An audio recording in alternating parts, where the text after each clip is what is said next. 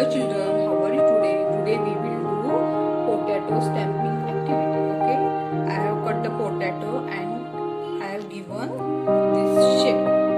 Okay, by knife carving. Okay, I am applying dark pink color. Okay, I am making beautiful flower. Then I will take some white color. Okay, I will mix it.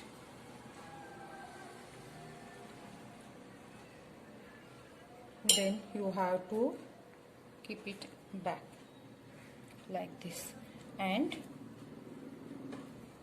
press it. Okay, then I am taking another potato. Apply color.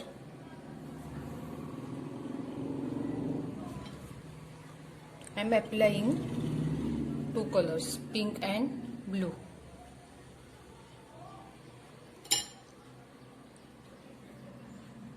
And press.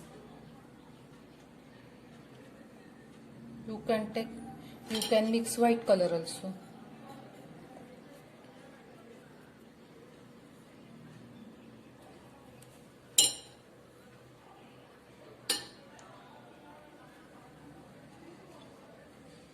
Press it. Then what you have to do, this is flower, then draw stem and leaves like this, and you can draw grass, any design.